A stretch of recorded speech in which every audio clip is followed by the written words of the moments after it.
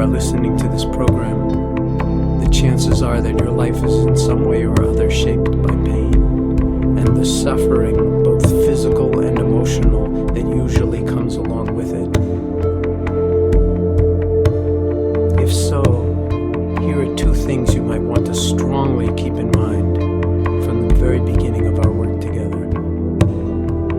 One, you are not alone. And two, learning to live with pain that will not easily abate or go away is possible. Tens, if not hundreds of thousands of people have discovered that living with pain is a process, a minuet of sorts, maybe not to the tune you would have chosen if you were entirely in charge of how things unfolded in your life, but nevertheless workable in some wonderful and very freeing ways, especially if you are willing to do a certain amount of work yourself. And good news, there's no one right way to do this work. There's no cookbook recipe, no one-size-fits-all. Everybody is unique, and everybody ultimately finds their own way to live and live well in the face of the difficult, the challenging, and the unwanted that arises for all of us sooner or later in this life. So your unique experience, including the particular difficulties you face and have to work with, become part of the work of mindfulness itself, rather than being obstacles to being mindful and the pain relief that mindfulness can lead to. With this attitude, there is no way to fail, really, because we're not trying to force anything to be other than it is. Only hold it in awareness. Out of that, the pain and our relationship to it can change profoundly. There is convincing evidence from pain studies that the greater the intensity of the distressing sensations, the more awareness strategies are beneficial and the less distraction strategies are effective in bringing relief. Tuning in trumps tuning out. World-class endurance athletes, for instance, know this intimately and tend to monitor their body's sensory experience moment by moment by moment during training and competition. Our clinical evidence suggests that the same is true for medical patients with chronic pain conditions. If you are listening now, in all likelihood you are very much ready and motivated to do this work, perhaps because the other options you have tried have only been beneficial to a degree, if at all, and the pain is still seriously eroding the quality of your life.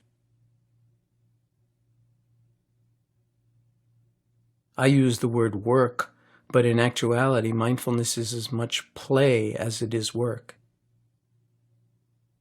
It is a throwing yourself into the dance, whether the music is always of your choosing or not, as something of an experiment, an adventure in reclaiming your life to whatever degree is possible. And we cannot know what is possible unless we throw ourselves into the process as wholeheartedly as we can in any given moment and give it and ourselves a fair chance, and then see what happens. We will be learning from life, and one of the things that we will be learning and experimenting with is that even the pain itself, perhaps what we sometimes feel is our worst enemy, can eventually become our teacher and ultimately our ally and friend if we can learn to listen deeply to it.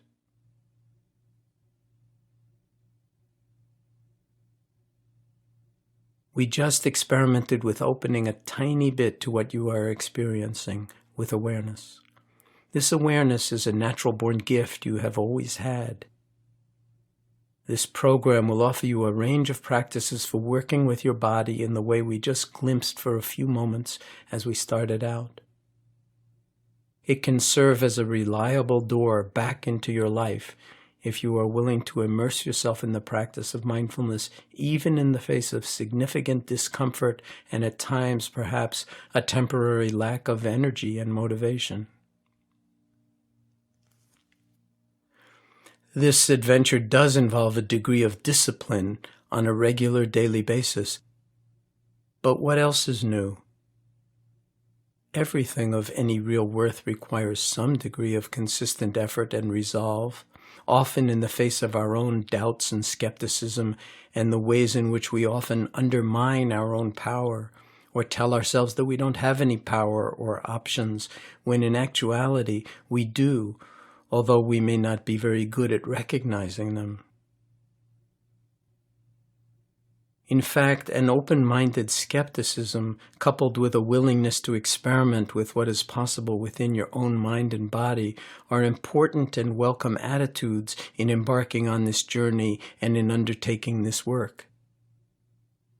In fact, you may find that they are essential resources along your learning curve and will be a continuing source of positive motivation. Still, there are no hard and fast guarantees along this path any more than there are any guarantees in life. But at least you stand the chance of discovering from the inside that there is a huge difference between pain and suffering, and that, as the cliche goes, pain may be unavoidable in this life at times, but the suffering is optional. That embodied insight alone may make all the difference, although your pain itself may also change and even attenuate. You just don't know what will emerge along this path until you walk it yourself. You have nothing to lose and potentially much to gain. So welcome to this adventure of a lifetime and this lifelong adventure that is the cultivation of mindfulness.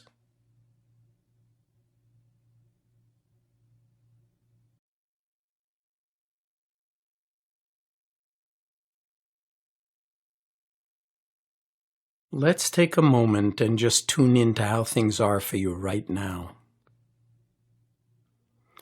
Since you are already playing this introduction to the program, obviously you are ready for something. So let's just see what it might be like to drop into this moment as it is, however it is, with full awareness. Together, you in your experience and me in mine. First of all, can you notice the sound of my voice as I'm speaking? And the sound and feeling inside yourself of silence and wakefulness when I stop talking, or even underneath my talking? Can you notice any other sounds that may be coming to your ears as I stop speaking?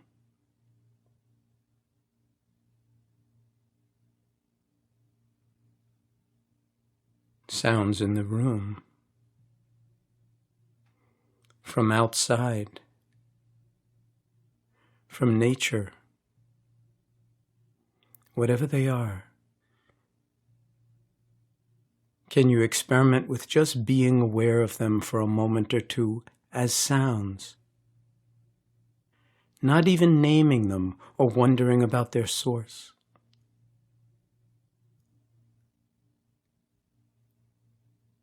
And can you also be aware of the air that is bringing them to your ears? The air around your body. The air that you're breathing. What about your breathing? Can you notice that? The feeling of the air coming into your body and leaving your body with every in-breath and out-breath?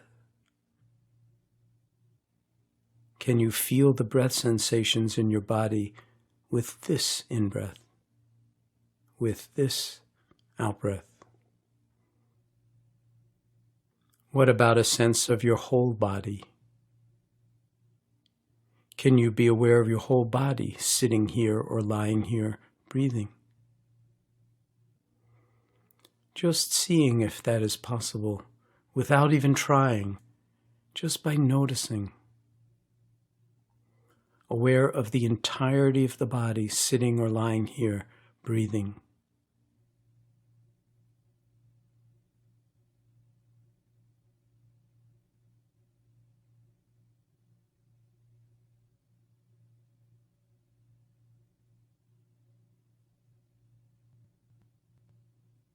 Now, can you single out one place or region in your body that is not hurting at all in this moment? And if so, just seeing if you can be aware of how it feels, of the sensations in that region, maybe along with the feeling of your breathing.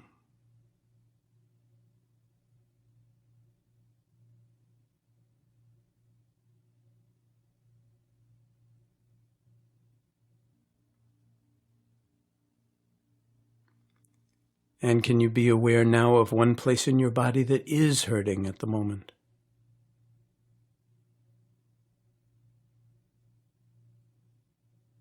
Even for the briefest of moments, can you turn toward that place and the intensity of the sensations with even the tiniest bit of openness? Just a peek, a quick toe in the water, and then out.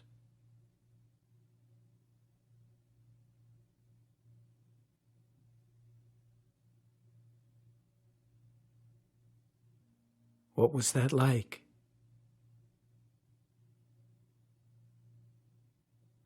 How is it right now in the aftermath of turning toward pain or discomfort?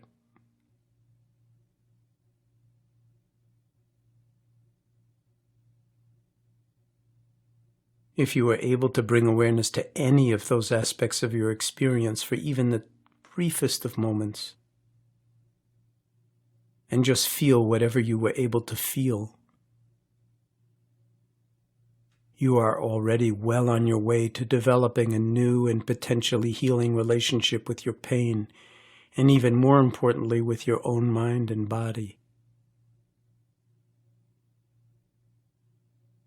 And if you found that brief exercise to be challenging and not very satisfying or even promising in this moment, well, that is exactly why this program in mindfulness meditation for pain relief contains a whole set of guided exercises that you can work with to develop and deepen your natural born ability to find new ways of being in relationship to pain and suffering, and a new freedom to live your life with greater quality and ease.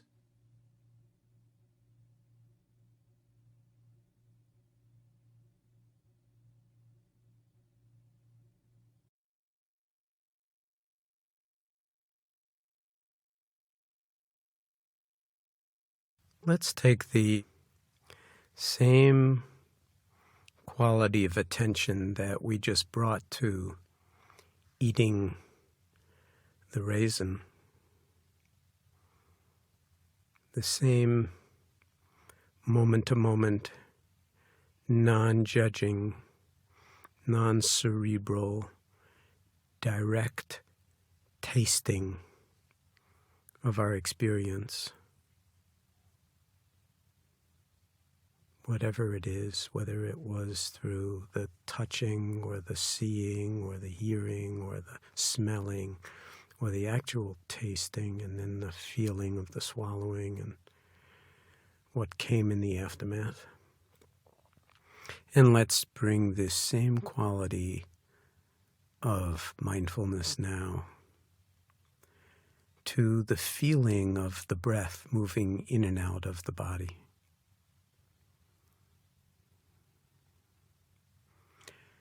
I'm making the wild assumption that if you're listening to this program, that you actually are breathing.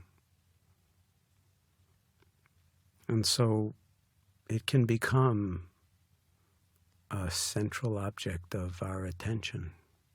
And we can let everything else move into the wings, so to speak, and feature the breath center stage in the field of awareness.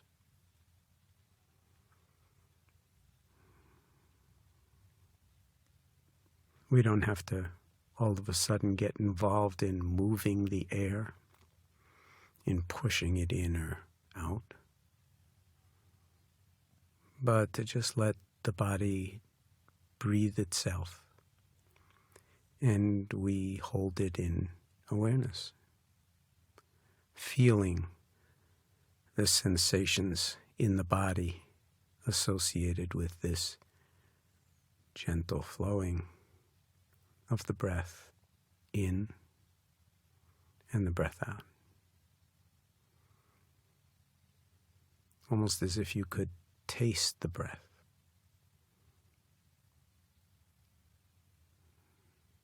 Touch the breath. Not with your fingers, but with that whole felt sense. That capacity for knowing what is actually transpiring in the body. And then riding the waves of our own breathing, moment by moment by moment as we sit here or lie here. And you can do this either sitting or lying. If you're sitting, you might want to sit in a posture that embodies dignity, whatever that means to you. And if you're lying down, equally so, that embodies wakefulness.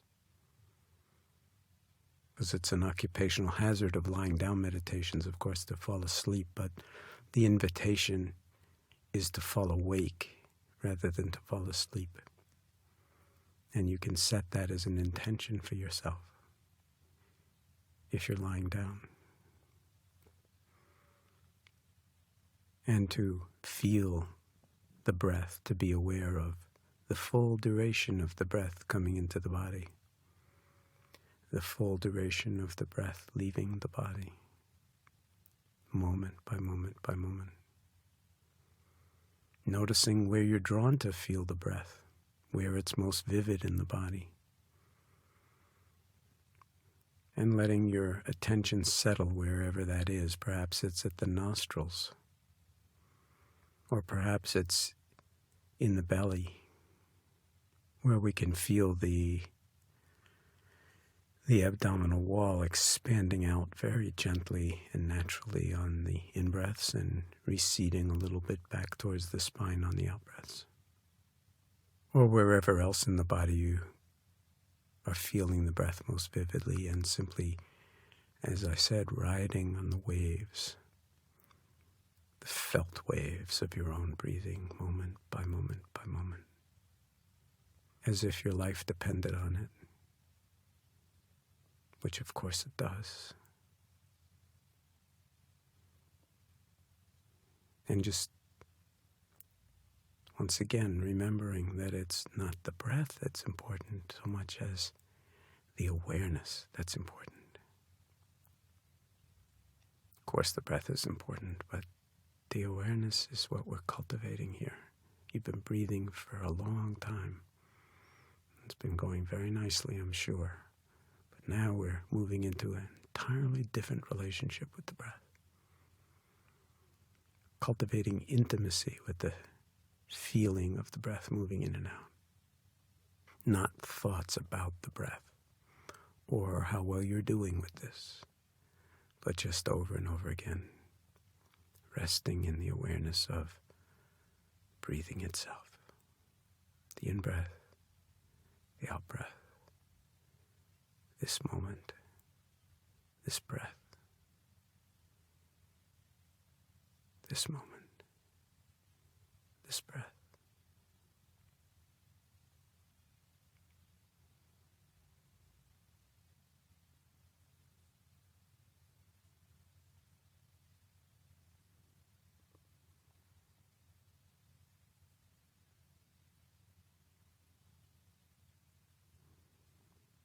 Same vivid, discerning, open, clear quality of attention brought to the breath that you brought to eating the raisin. Different object, same awareness.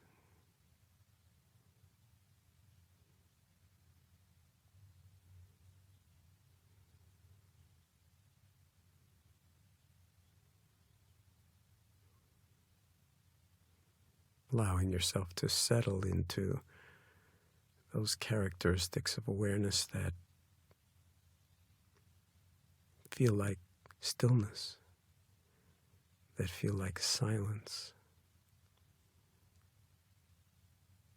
and seeing if it's not actually possible to be comfortable in stillness, and silence,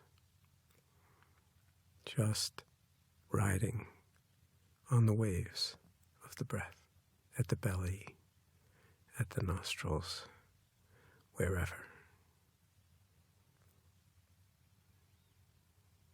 Moment by moment, by moment by moment, as we sit here, or as we lie here, fully awake, fully in touch.